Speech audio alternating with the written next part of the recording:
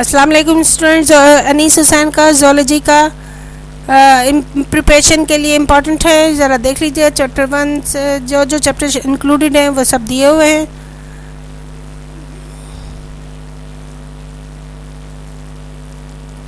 Chapter 2 enzymes में 2 question long question answers हैं और बाकी जो हैं वो शॉर्ट क्वेश्चन आंसर्स हैं।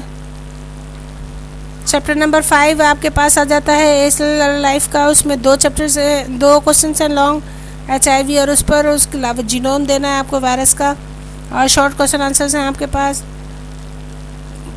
प्रोकैरियोट्स बेसिकली तो बॉटनी का चैप्टर है, लेकिन उसमें कुछ जो है रिलेटेड बायोलॉजी से भी रिलेटेड क्वेश्चंस हैं वो आपको दे दिए गए। इसी तरह चैप्टर नंबर 7 भी बॉटनी का पेपर है, लेकिन उससे रिलेटेड जो सवाल ज़ूलॉजी से में आता है वो उसमें दे दिया गया है। इसके अलावा चैप्टर नंबर 10 में आपके पास लंबा चैप्टर है और इसके बाद एक्सप्लेनेशन भी लेंदी होती है। तो ये फाइलम्स के नाम दिए गए हैं जिनको आपको प्रिपेयर करना है। उसके अलावा कॉर्डेटा को के जनरल कैरेक्टर्स और उसकी क्लासेस को एक्सप्लेन करना है। 2 बड़े सवाल हैं, उसके बाद काफ़ी सारे छोटे सवाल हैं शॉर्ट क्वेश्चन आंसर्स में, और इसको अच्छी तरह से तैयार कीजिएगा। बहुत से इसमें से टॉपिक्स जो हैं वो चैनल पर अपलोड किए गए हैं ताकि आपको आसानी रहे,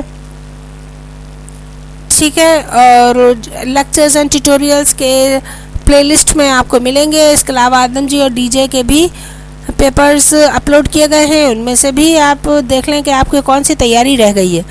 तो बच्चों, जो पेपर्स हैं उसमें ये देखा जाता है कि आपके कौन से सवाल तैयार हो गए हैं और कौन से नहीं हुए हैं। जो कॉमन है सब में, उनको सबसे पहले तैयार कर लीजिए, उसके बाद बाकी चॉइसेस को भी तैयार करना ज़रूरी है, ठीक है। ये शॉर्ट क्वेश्चन आंसर ख़त्म हुए। अब हमारे पास चैप्टर नंबर 12 के लॉन्ग क्वेश्चन आंसर 2 हैं। इसमें लिम्फेटिक सिस्टम और human heart with diagram, cardiac cycle, structure, function सब बताना है बहुत अच्छा सा। उसके बाद शॉर्ट क्वेश्चन आंसर्स हैं, काफ़ी सारे इसमें से अपलोडेड हैं आपके चैनल पर, तो वहाँ से भी आप देखकर इसको अच्छी तरह से पढ़ सकते हैं। उसके बाद आ जाता है चैप्टर नंबर 13 इम्यूनिटी का। डिटेल आपको बताना है इनेट एंड एडेप्टिव इम्यून सिस्टम। उसके बाद इम्यून सिस्टम के ऊपर डिटेल नोट लिखना है, वो उसमें ड्रॉबैक्स कैसे आते हैं, उसमें कमी कैसे होती है। इसके अलावा सेल मेडिएटेड और एंटीबायोटिक मेडिएटेड इम्यून रेस्पॉन्सेस आपको समझाने हैं। अलग अलग हेडिंग डालिए, उनको समझाइए, उनकी सब हेडिंग्स अगर हैं या उनकी डायग्राम है तो उनको उसके साथ ही बयान कीजिए। इस तरह आपका आंसर बहुत अच्छा समझा जाएगा। अच्छा, ये याद रखिएगा आपको कैसे करना है कि तमाम जो सवाल आप अटेम्प्ट कर रहे हैं उस जिस सेक्शन में से वो सेक्शन कंटिन्यू रखिएगा। ऐसा नहीं हो कि सेक्शन 1 क्वेश्चन नंबर 1 का A जो है आपने यहाँ किया, 5-6 सवालों के बाद क्वेश्चन नंबर 1 का B पार्ट कर रहे हैं। इस तरह नहीं कीजिएगा। पेपर्स हम लोग जब चेक करते हैं हमें ये बात बहुत बुरी लगती है, बाज़ औक़ात जो है वो गैप्स की वजह से हम मार्किंग कर चुके होते हैं, तो फिर बहुत से टीचर्स ऐसे भी हो सकते हैं जो कि उस सवाल को कैंसिल कर दें। इस वजह से एक ही क्वेश्चन नंबर से रिलेटेड तमाम पार्ट्स एक ही जगह पे कीजिए, एक ही सेक्शन से रिलेटेड क्वेश्चंस को अटेम्प्ट कीजिए। यानी B सेक्शन कर रहे हैं शॉर्ट का, तो सारे शॉर्ट एक साथ होने चाहिए।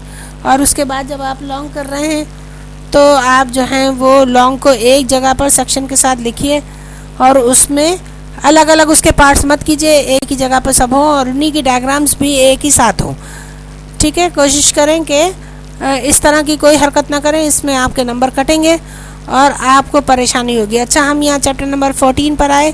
इसका एक ही सवाल है, गैसियस एक्सचेंज इन ह्यूमन, यानी लंग्स का पूरा बताना है, respiratory system, respiratory tract, structure, function सब बता दीजिएगा, ठीक है। स्पीड आपको तेज़ रखनी है क्योंकि लेंथी क्वेश्चंस जैसे फाइलम के या सिस्टम्स के होते हैं उसमें आपको देर लगती है क्योंकि डायग्राम भी बनानी होती है। इसके बाद ये शॉर्ट क्वेश्चन आंसर्स हैं, सब डिफ्रेंशिएट करने वाले सब याद कर लीजिए। डायग्राम्स की अच्छी प्रैक्टिस कीजिए। Good luck to you for आपका अच्छा हो पेपर इंशाल्लाह, ठीक है। और प्लेलिस्ट को चेक कीजिए, पास्ट पेपर्स की प्लेलिस्ट अलग है, PC के पेपर्स की लिस्ट अलग है और DJ और आदम जी के पेपर्स की लिस्ट अलग है, ट्यूटोरियल्स की लिस्ट अलग है। तो प्लेलिस्ट से चेक करें कि आपको क्या चाहिए और वहाँ से आप अपनी मर्ज़ी का कंटेंट उठा सकते हैं। नोट्स भी एक्सप्लेनेशन के साथ दिए हुए हैं, उनको जो जो दिए हुए हैं उनको आप याद कर लीजिए। नहीं तो अगर आपके पास अच्छे हैं तो वो याद कर लीजिए, कोई ऐसा इशू नहीं है। मेरा जहाँ तक ज़ाती तौर पर ख्याल है कि सिर्फ किताब का भी अगर आप लिख दें तो आपको नंबर अच्छे मिलते हैं। ज़रा सा तरीका नोट्स में से ले लीजिए, कुछ एक दो चीज़ें ऐड कीजिए, वरना किताब का लिखिए, किताब का याद कीजिए, जो आपके ऑब्जेक्टिव्स में भी आसानी करेगा। Thank you so much, good luck to you all. A centre को सब्सक्राइब करना नहीं भूलिएगा। और अगर कोई चीज़ पसंद आए तो लाइक करना भी मत भूलिएगा।